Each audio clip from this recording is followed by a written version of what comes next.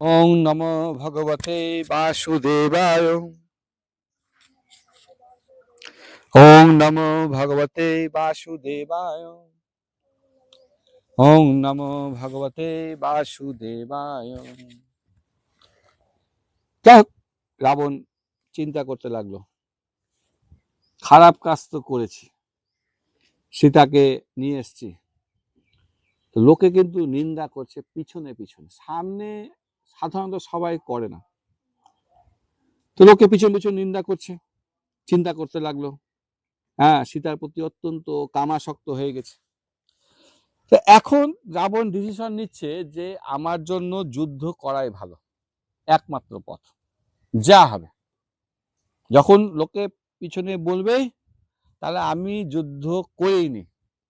তোদেরকে জন্য যদি কিছু লোকে যাই বলুক, যদি তুই একদিন ভক্ত হয়ে যাস, তোরা সব মাফ, সবাই দেখবি লাস্টে প্রশংসা করবে, ইতিহাসের পাতায় তোদের নাম থাকবে। তো রাবণ কি করলেন, রথে উঠে গেলেন, ঘোড়ার রথে সবার উদ্দেশ্যে গমন করলেন। অন্যান্য বীরেরা রাবণকে কি করতে গেল, ফলো করছে, পিছন পিছন আসছে অস্ত্র শস্ত্র নিয়ে। হ্যাঁ, আর যখন রাবণ যায় তখন সেখানে অনেক মানে বেদ পাঠ হয়, বাদ্যযন্ত্র হয়, স্তুতি করে। স্তুতি করতো আগেকার দিন রাজারা, ওরা ভাড়াটিয়া দিয়ে লোক রাখতো খালি ওদের প্রশংসা করাবার জন্য। মানে মানুষ নিজের প্রশংসা শুনতে এত ভালোবাসে, আগেকার দিন 2-4টা লোক রাখতো। এমনি তোরাও পাবি 3-4 জনকে যদি আমরা খাইয়ে দাইয়ে রাখি সারাদিন, দিনে 3 বার করে, তুমি সারাদিন তোর গুণকীর্তন করছি। যতদিন তুই খাওয়াতে পারবি ততদিন তোদের প্রশংসা করবে। তো প্রশংসা করার লোকের অভাব নাই, পয়সা খরচা করলেই জগতের প্রশংসা পাওয়া যায়। যাই হোক, হ্যাঁ, যাচ্ছে তুমুল শব্দ, তো সকলে এসে উপস্থিত হলো। যেই রাবণ এই সভাগৃহে উপস্থিত হলো, সভাগৃহটা সবাই কি করছে, রাস্তাতে তো স্তুতি করছে, অভিবাদন করছে, কেউ কেউ আবার চামড় দিয়ে হাওয়া করছে। তো এই যে বিশ্বকর্মা নির্মিত এই যে সভাগৃহে যখন উপস্থিত হলো, প্রথমে তার প্রিয়ক নামক একটা সোনার মুক্তা চাঁদি দিয়ে, চাঁদি তো নাই, সোনা মুক্তা হীরা দিয়ে তৈরি একটা সিংহাসনের মধ্যে সুন্দর করে বসলেন। সকলকে বললো, আয় তাড়াতাড়ি চলে আসো। খোঁজ খবর দিল, রাজকর্মচারী ছুটে গেল, ঘোষণা করছে যে তাড়াতাড়ি, হ্যাঁ, রাবণ ডাকছেন, আমাদের রাজা মহারাজ ডাকছেন। সবাই কিন্তু তখন তাড়াতাড়ি চলে আসতে শুরু করলো। কেউ রথে আসছে, কেউ পথ হেঁটে হেঁটে আসছে, আর কেউ কেউ ঘোড়া গাড়ি করে আসতো। এসে কি করলো, সবার আগে রাবণকে কি করবে, প্রণাম, সুন্দর করে প্রণাম। এবার অনেকে ভিআইপি আছে, তাদের জন্য নির্দিষ্ট আসন আছে, তারা গিয়ে সেসব আসনে বসে গেল। বিভীষণও আসলো, বিভীষণের স্পেশাল আসন, সোনার তৈরি আসনে বিভীষণ রথে করে এসে বসলো। বিভীষণ এসে আগে দাদার চরণ বন্দনা, হ্যাঁ, বাবু দাদাকে স্তুতি করছে। সকলে আসন নিল, মানে সবাই সবাই রাবণ অনুমতি দিলে সবাই বসবে। যাই হোক, হ্যাঁ, আর গায়ে সবার কিন্তু ভালো ভালো সেন্ট মেখে এসছে, সুন্দর। খায় তো ওইরকমই, মাছ মাংস, যত মাছ মাংস খাবে তত বেশি আমরা কি করবো, মদ খেলে মাছ মাংস খেলে তো সেন্ট মারতেই হবে, সেন্ট মেরে এসছে। এসে কিন্তু সবাই চুপচাপ, হ্যাঁ, নিয়ে প্রভুর মুখের দিকে হা করে তাকিয়েছে, কি বলবে না বলবে। আর তখন রাবণকে, সকলের মাঝখানে রাবণকে তখন মনে হচ্ছে ইন্দ্রের মতো উজ্জ্বল রূপে দাঁড়িয়ে আছে। রাবণকে দাঁড়িয়ে আছে সুন্দর, মানে হচ্ছে না ইন্দ্র দাঁড়িয়ে আছে রাজসভাতে। হয়ে গেল, এবার হবে রামায়ণ যুদ্ধকাণ্ড স্বর্গ 12। প্রথমে রাবণ প্রহস্তকে কি বলছে, আদেশ দিচ্ছে, আগে আগে সব গুছিয়ে নিচ্ছে, যে এক কাজ করো, আগে তুমি নগরটাকে রক্ষা করো চারিদিক থেকে। হ্যাঁ, নিয়ে তখন প্রহস্ত চলে গেল, নিয়ে ভিতরে বাইরে সমস্ত সৈন্যদের কি করলো, বাইরে সমস্ত সৈন্যদের যুক্ত করে দিল। তারপর এবার রাবণ বলতে শুরু করলো নিজের সম্বন্ধে, কিছু সম্বন্ধে বলছে, আপনারা তো আমার সম্বন্ধে সবকিছুই জানেন। হ্যাঁ, এর আগে যখনই যা কিছু করেছি আপনাদের পরামর্শ নিয়েই করেছি। সবকিছু জানে মানে সীতাদেরকে নিয়ে এসছে, হ্যাঁ, অপহরণ করে নিয়ে এসছে, এটাই বুঝাচ্ছে। তা আগে সবকিছু পরামর্শ করে নিয়ে এসছি। তো এখন কি হয়েছিল যে এই সীতাদেবীকে যখন নিয়ে আসি তখন কুম্ভকর্ণ ঘুমিয়েছিল। তো যেহেতু কুম্ভকর্ণ ঘুমিয়ে আছে, সে আর এরকম সভা করে আনেনি। সে কি করলো, তখন চুপচাপ এই সীতাদেবীকে হরণ করে নিয়ে চলে আসে। আর সবচেয়ে বড় কথা হলো, বলছে যে এখন হচ্ছে কুম্ভকর্ণ জেগে আছে, তাহলে এখন ওই জন্য আমি সবাইকে ডেকে আমি এই সভার ব্যবস্থা করছি। তো কি করেছে, বলছে রামের স্ত্রীকে অপহরণ করেছি, মহান কাজ নাকি, ভালোই কাজ। কেন অপহরণ করেছি, সীতার সৌন্দর্য এত বর্ণনা করে দিল, সেখানে পড়বি সৌন্দর্য অনেক সুন্দর, আমি তার প্রেমে পড়ে গেছি। তো সীতাকে নিয়ে এসেছি, 1 বছর আমার কাছে সময় চেয়েছে, আমি তাকে এখন সময় দিয়েছি 1 বছর। এই পর্যন্ত ঠিক ছিল। কিন্তু আপনারা দেখেছেন যে হনুমান এসছে, খোঁজ খবর নিয়ে চলে গেছে, তার মানে খুব শীঘ্রই রাম আসবে, সমুদ্র লঙ্ঘন করে আসবে। তাহলে এবার সমস্যা হলো, রাম আসলে সমস্যা না, সমস্যা হচ্ছে একটা মাত্র বানর এসছিল, এসে কি করেছে, সবকে ক্ষতি করেছে, যে আপনারা দেখেছেন। এখন কিন্তু ওর কাছে সুগ্রীবের বানর সেনা আছে, 1 থেকে বেড়ে এখন কত যে হয়েছে সে নিজেও জানে না। এবার বলছে পরবর্তী পদক্ষেপের কথা ভাবেন, যাতে সীতাকেও না হারায় আর রামকেও হত্যা করা যায়। আর এখন তো কুম্ভকর্ণ জেগে আছে। এই যে কুম্ভকর্ণ জেগে আছে মানে বলা মানে হচ্ছে কুম্ভকর্ণ কিছু বলুক। আমরা যদি বলি যে রাজনন্দিনী কিছু, রাজনন্দিনী আছে এখানে, তার মানে কি রাজনন্দিনী এবার মুখ থেকে কিছু বলুক, এটা চাইছে। তো কুম্ভকর্ণ তখন কি বলছে, ক্রোধ বা রেগে গেছে। খুব সুন্দর, কুম্ভকর্ণ ভালো কিন্তু কথা বলেছে। বলছে যখন অন্যায় কাজ করলেন তখন কিন্তু মতামত নিলেন না। নিল কি, তখন তো নেয়নি, কারোর সঙ্গে নেয়নি। পাপের ফল সবসময় খারাপই হয়। সীতা হরণ যে করেছিল ওটা আপনি একাই সিদ্ধান্ত নিয়েছিলেন, তখন তো কারো কাছে মতামত নেয়নি, তখন কাউকে বলেননি, প্রয়োজনও মনে করেননি যে মন্ত্রী আছে, বিভীষণ আছে, সবার সাথে বসি, বা কুম্ভকর্ণ যখন ঘুম থেকে উঠবে তখন চিন্তা করি। তো কাজ করার আগেই তো আমাদেরকে পরামর্শ করতে হতো। একবার যদি জীবনে আমরা ভুল কাজ করে দিই, আর কি হবে, চুরি করলাম ধরা পড়ে গেলাম, তাহলে কি আমি আর যতই কাজ তো সে চুরি করার আগে কি করতে হবে, আগেই 2-4 জনের সঙ্গে পরামর্শ করতে হবে। বা আমাকে কার সাথে পরামর্শ করবি, এটা তো প্রশ্ন। জীবনে কাকে পরামর্শ করবি, কার সাথে করবো আমরা পরামর্শ, বন্ধু বান্ধব। তুই একটা অন্ধ আর তোর বন্ধুরাও অন্ধ, অন্ধ যত অন্ধেই উপনিয়ম মানা, মানে একজন অন্ধ যদি আরেকজন অন্ধের হাত ধরে তাহলে কি হবে, দুটোই ওই অন্ধকূপে পতিত হবে। তাহলে আমাদেরকে সাহায্য নিতে হবে গুরু বৈষ্ণবদের, এইটা হচ্ছে পথ, তারা সঠিক পথ দেখাবে। হচ্ছে আগেই ভাবতে হতো, এখন বিপক্ষে শক্তি সম্পর্কে জানা দরকার ছিল, তাদের কত শক্তি, এসব আগেই ভাবতে হতো, এখন ভেবে লাভ নাই। কিন্তু কুম্ভকর্ণের বলার রাগ করে বললো ঠিকই, কিন্তু এবার সে নিজের মতামত দিচ্ছে। কি বলছে, যাক যুদ্ধে আপনার সাথে আছে, শত্রুদের সংহারও করব, যদি দেবতারাও যদি শত্রুদের হয়ে এখানে যুদ্ধ করতে আসে আমি তাদেরকেও হত্যা করব, তাদেরকেও সংহার করব। মানে মহা পরিখ দিয়ে, সেই লোহার গদা সেটা দিয়ে আমি যুদ্ধ করব, রামের রক্ত পান করব, বানরদের ভক্ষণ করব, আপনি নিশ্চিত থাকেন আপনার জয় নিশ্চিত। এখন আপনার কি করণীয়, যান ঘুরতে যান, সীতাকে নিয়ে বিহার করেন, বারুণী নামক মদ খান, নিজের চিন্তা করেন, সীতা চিরকালের জন্য আপনারই হবে, আমি আপনার জন্য যে কোনো কাজ করতে প্রস্তুত। এটা কেমন বন্ধু হলো, কেমন মিত্র হলো, মাঝামাঝি, মানে পরামর্শ দিচ্ছে ভালো, কিন্তু যখন খারাপ কাজে পেয়ে সহায়তাও করবে, ঠিক এইভাবে সে বলে দিল। তো এখানে একটা প্রশ্ন আছে, যথা সময়ে কোনো কার্য না করে পরবর্তীকালে তা নিয়ে আলোচনা করলে কি লাভ হবে? আগে ধরো যখন যেটা কাজ করার সময় সেটা যদি আমরা না করে পরে সেই কাজটা নিয়ে ভাবি, কি হবে, কি হবে, ঘোড়ার ডিম হবে, কোনো লাভ হবে না। পড়ার সময় এখন মাধ্যমিক পরীক্ষা উচ্চ মাধ্যমিক পরীক্ষার আগে পড়লি না, এখন দুদিন পরে রেজাল্ট, আর ভেবে লাভ আছে? লাভ আছে কি? তাহলে আগেই আমাদেরকে এটা ভাবতে হতো। যাই হোক, রামায়ণ যুদ্ধকাণ্ড স্বর্গ 13।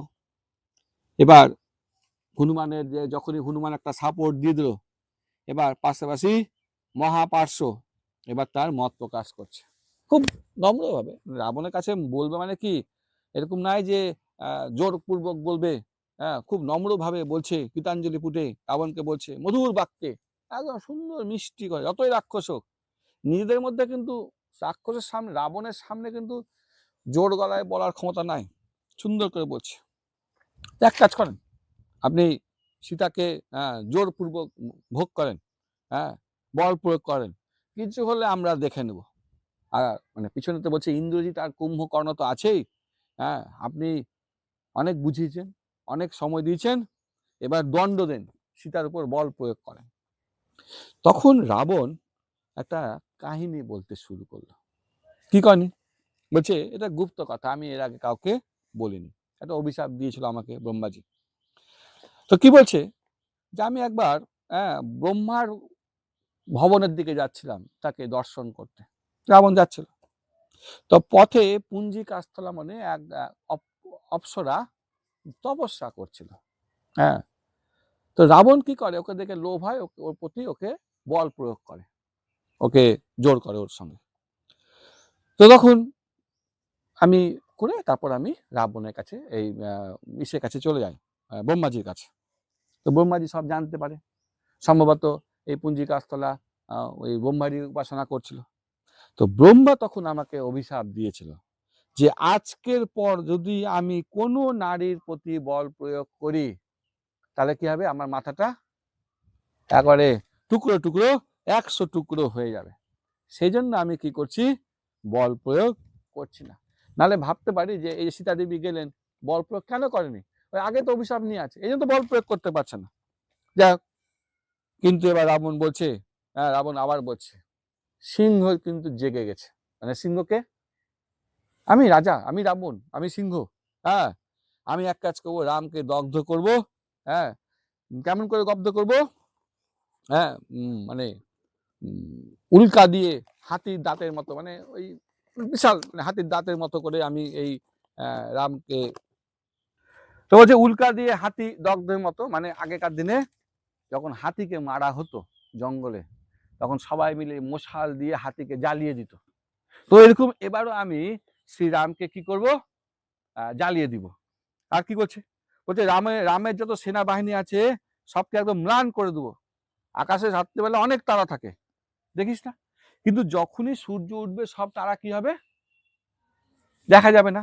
ঠিক সেরকম আমি যখন অস্ত্র নিয়ে উঠবো তখন সমস্ত তারা, রামের সমস্ত শক্তি, রামের সমস্ত বানর সেনা সবাই ম্লান হয়ে যাবে। বায়ুতুল্য আমার গতি। দশরথ জানেই না, দশরথের পুত্র জানে কি জানে না, বলছে বাহু বলে জয় করব, ইন্দ্র বা বরুণ বা কুবেরের নাই। আমি তো এর আগেও ইন্দ্রকে হারিয়েছি, বরুণকে হারিয়েছি, কুবেরকে হারিয়েছি, আমার সাথে কেউ যুদ্ধ করতে সমর্থ নয়। এভাবে রাবণ 13 নম্বর সর্গে বলতে লাগলেন। এখানে একটা প্রশ্ন আছে, ব্রহ্মা রাবণকে কি অভিশাপ দেন? উত্তর হচ্ছে, আর কোন নারীকে বলপূর্বক ভোগ করতে গেলে মস্তক তৎক্ষণাৎ শতদা বিদীর্ণ হবে, একদম 100 টুকরো হয়ে যাবে। এরপর রামায়ণ যুদ্ধকাণ্ড সর্গ 15, বিভীষণের পরামর্শ। খুব সুন্দর। বিভীষণ তখন রাবণকে বোঝাবার চেষ্টা করছে, খুব ভালো ভালো কথা। ভালো ব্যক্তির সাথে মিশতে গেলে আমরা তাদেরকে ভালো পরামর্শ দেবে, আর খারাপ ব্যক্তির সঙ্গে মিশতে গেলে খারাপ পরামর্শ দেবে। তো বলছে সীতা আপনার জন্য সর্প তুল্য, সাপের মতো, ফিরিয়ে দেন। কখন ফিরিয়ে দেন, যে রামের লঙ্কা আক্রমণের পূর্বেই ফিরিয়ে দেন। কেন রামের কথা কেন বলছে, লঙ্কা আক্রমণের পূর্বে? কারণ কেউ যুদ্ধে রামের সমান নেই, সকলে নিহত হবে। কুম্ভকর্ণ, নিকুম্ভ, কুম্ভ, মহোদর, যা যা দেখছেন এদের সবার কিন্তু মৃত্যু হবে। বলছে আপনি হয়তো স্বর্গ মর্ত পাতাল যেখানে যাবেন হয়তো সবই জয় করেছেন, কিন্তু এখন রাম আসতে গেলে আপনি আর কোথাও নিজেকে রক্ষা করতে পারবেন না। বানে আপনার মস্তক ছেদনের আগেই আপনি এক কাজ করেন, এই সীতা দেবীকে ফিরিয়ে দেন। কারণ রাম, শ্রীরাম সমস্ত কার্যে এক্সপার্ট, কুশল। হ্যাঁ, প্লাস রাম হচ্ছে ধর্মপ্রাণ, রাম বীর। বীর মানে কি, কাকে কাকে বধ করেছে 12 নম্বর শ্লোকে দেখতে পাবি। বালিকে, কবনকে, বিরাটকে হত্যা করেছে, সময় নেয়নি। তো শক্তিশালী না রাম, সমুদ্র তুল্য। হ্যাঁ, সমুদ্র যেমন করে একটা কি আছে, মানে একটা পুরো লঙ্কাকে গ্রাস করে নিবে আস্তে আস্তে, কেউ তার সামনে টিকে থাকতে পারবে না। সেজন্য বিভীষণ ভালো বুদ্ধি দিচ্ছে, সবার আগে আপনি কামটাকে ছাড়েন। কাম এসো, ক্রোধ এসো, রজগুণা সমুদ্ভব, গীতাতে বলছে মহাশন মহাপাপমা বৃদ্ধি এনম ইহব। কাম সবসময় খারাপ, কাম ক্রোধ লোভ এগুলো খুব খারাপ। হ্যাঁ, ত্রিবিধম ক্রোধ ছাড়তে হবে, ক্রোধকে নিয়ন্ত্রণ করেন। কাম থেকে ক্রোধ হয়, কামনা বাসনা হবে, এটা চাই, পাবো না, তখন কি হবে? ক্রোধ হবে। ক্রোধ যখন হবে তখন কি হবে? কি নষ্ট হবে? বুদ্ধি নষ্ট হবে। তার বলছে যে আপনি কাম ক্রোধ এগুলোকে কন্ট্রোল করেন। এগুলো হচ্ছে নরকের দ্বার। এগুলো যত আমাদের মধ্যে হবে আমরা তত বেশি নরকের দিকে যাব। আপনি বুদ্ধিটা কাজে লাগান। বুদ্ধি কেন কাজে লাগাবো? ভেবে চিন্তে সিদ্ধান্ত নেন। খালি নিজের কথা ভাববেন না, আপনার পিছনে পুরো রাক্ষস বংশ আছে, রাক্ষস সেনা আছে, একটা সমাজ আছে। তা এখন যদি আমি যুদ্ধ করি তাহলে আপনার মৃত্যুর সঙ্গে সঙ্গে তো সেগুলো নষ্ট হবে। ভাবেন, আপনার একা ভাবার নাই। আপনি হিতকর বাক্যে মন দেন। আপনি রাজা, আপনার কর্তব্য হচ্ছে সমস্ত প্রজাদের রক্ষা করা। আপনি যুদ্ধে লিপ্ত হলে তার আগে বিচার করা দরকার যে কার সাথে যুদ্ধ করছি।